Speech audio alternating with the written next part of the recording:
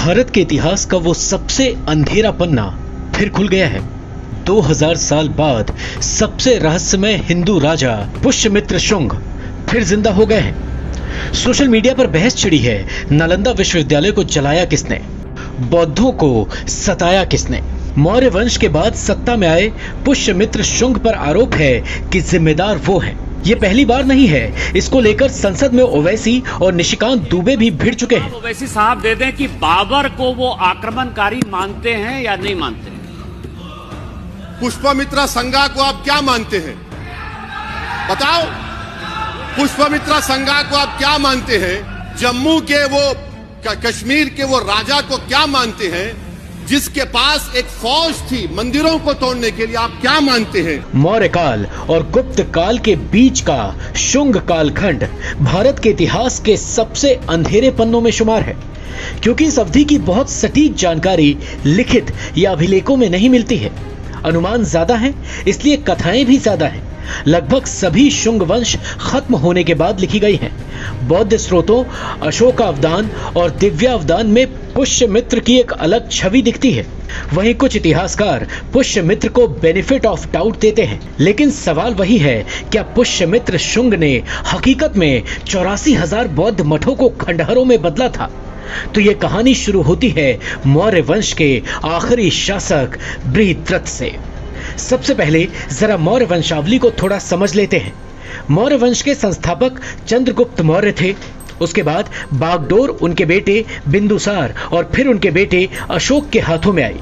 मौर्य वंश का यह स्वर्णिम काल था। 184 से 187 ईसा पूर्व बृहद्रथ मौर्य वंश के अंतिम शासक हुए। यहीं पर पुष्यमित्र की एंट्री होती है। ब्राह्मण सेनापति पुष्यमित्र एक परेड के दौरान बृहद्रथ की हत्या करते हैं और यहाँ से शुंग वंश की शुरुआत होती है। करीब 1 शताब्दी तक ये वंश मध्य भारत पर राज करता है और इस दौरान बौद्ध धर्म का हिंदुस्तान में प्रभाव बहुत तेजी से घटता है। पुष्यमित्र शुंग कौन थे? उन्होंने क्या बौद्धों पर अत्याचार किए? शुंग राजवंश और पुष्यमित्र के बारे में अधिकतर जानकारी सालों बाद में लिखे गए पुराणों से मिलती है। ज्यादातर कहानियां 300 साल बाद की हैं। गुप्त वंश में लिखे अशोकावदान और दिव्यावदान में पुष्यमित्र की बहुत क्रूर छवि दिखाई गई है। दिलचस्प बात यह है कि इनमें पुष्यमित्र को ब्राह्मण न बताकर मौर्य वंश से ही जोड़ा गया है। इन दोनों बौद्ध स्रोतों का दावा है कि पुष्यमित्र ने बौद्धों को सताया और उनके मठों और पूजा स्थलों को नष्ट किया। दिव्यावदान में तो दावा है कि पुष्यमित्र ने बौद्ध भिक्षु के सिर के बदले स्वर्ण मुद्राएं देने का ऐलान किया था। पुष्यमित्र के एक दूसरे पहलू का जिक्र भी आता है। रोमिला थापर की इस किताब में क्या है? जानी मानी इतिहासकार रोमिला थापर अपनी किताब early India from the origin to AD 1300 में लिखती हैं, पुष्यमित्र ने मौर्य सेना का नेतृत्व करते हुए मौर्यों के अंतिम शासक की हत्या की और सिंहासन हथिया लिया था। थापर लिखती हैं, बौद्ध स्रोत दावा करते हैं कि पुष्यमित्र ने बौद्धों को सताया और उनके मठों और पूजा स्थलों को नष्ट किया। ये एक अतिशयोक्ति हो सकती थी, लेकिन पुरातात्विक साक्ष्य से पता चलता है कि शुंग क्षेत्र में बौद्ध स्मारक उस समय जीर्ण शीर्ण अवस्था में थे और उनका जीर्णोद्धार किया जा रहा था। हालांकि वो जोड़ती हैं कि सांची के स्तूप और कौशाम्बी के मठ को हुए नुकसान का संबंध शुंग काल से ही है।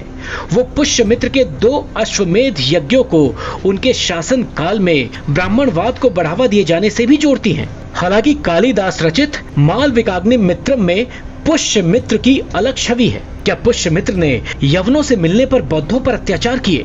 पुष्यमित्र ने जब सत्ता संभाली उस समय यवन खैबर तक बढ़ चले थे। युग पुराण के मुताबिक यवन साकेत यानी आज के अयोध्या और कुसुम ध्वज यानी पाटलिपुत्र तक आ चुके थे। इसके बाद वो वापस लौट गए, जिस पर पुष्यमित्र ने अश्वमेध यज्ञ किया। कुछ कहानियां ये भी हैं, यवनों से मिलने के कारण पुष्यमित्र बौद्धों से भारी नाराज हुए और उन पर हमले किए। हालांकि इसका भी इतिहास में कोई ठोस प्रमाण नहीं है। तो फिर सवाल उठता है कि आखिर नालंदा को किसने जलाया? नालंदा दुनिया में ज्ञान के केंद्र के रूप में विख्यात था। नालंदा की ये सुनहरी कहानी 5वीं शताब्दी से लगभग 12वीं शताब्दी तक चली। प्राचीन नालंदा विश्वविद्यालय में 1193 तक करीब 10,000 विदेशी अध्ययन करते रहे। बाद में तुर्क आक्रमणकारी बख्तियार खिलजी ने उसे तबाह किया। इतिहासकार बताते हैं कि विश्वविद्यालय पर जिस समय हमला किया गया उस समय उसकी लाइब्रेरी में करीब 90 लाख किताबें और पांडुलिपियां थी जो जल गईं। तो नालंदा पर हमले का पुष्यमित्र कनेक्शन दूर दूर तक नहीं दिखता, क्योंकि यह वंश उससे कई सौ साल पहले ही खत्म हो चुका था। अब आपको बताते हैं कि पुष्यमित्र शुंग की जानकारी मिलती कहां से है। शुंग वंश खत्म होने के बाद गुप्त वंश में 4 पुराण वायु, ब्रह्मा, भविष्य और मत्स्य लिखे गए। इनमें पुष्यमित्र के बारे में जानकारी मिलती है। कालिदास की मालविका अग्निमित्र में भी पुष्यमित्र शुंग का जिक्र आता है। यह पुष्यमित्र के बेटे अग्निमित्र की प्रेम कहानी है। शुंग वंश के करीब 800 साल बाद लिखे बाण भट्ट के हर्षचरित में भी पुष्यमित्र शुंग का जिक्र है। इसमें शुंग का जिक्र ऐसे अनार्य सेनानी के तौर पर है जिसने बृहद्रथ की हत्या की थी। युग पुराण बताता है कि पुष्यमित्र का दिल मद्र देश की सुंदरी पर आ गया था। शुंग उसके लिए युद्ध लड़ते हैं और मारे जाते हैं, जबकि दिव्यावदान दूसरी सदी में लिखा गया, यानी पुष्यमित्र की मृत्यु के करीब 300 साल बाद। अब आपको बताते हैं कि पुष्यमित्र का राज्य कहां तक था। बौद्ध स्रोत पुष्यमित्र की सीमा को जालंधर से मगध अंग प्रदेश तक बताते हैं। पौराणिक स्रोतों में उनके राज्य के विस्तार को कौशल और मगध तक ही बताया जाता है। तो क्या पुष्यमित्र मौर्य वंश से थे? बुद्ध स्रोत अशोकावदान के अंग्रेजी अनुवाद the legends of king Ashok के आखिरी पाठ में पुष्यमित्र का संबंध मौर्य वंश से जोड़ा गया है।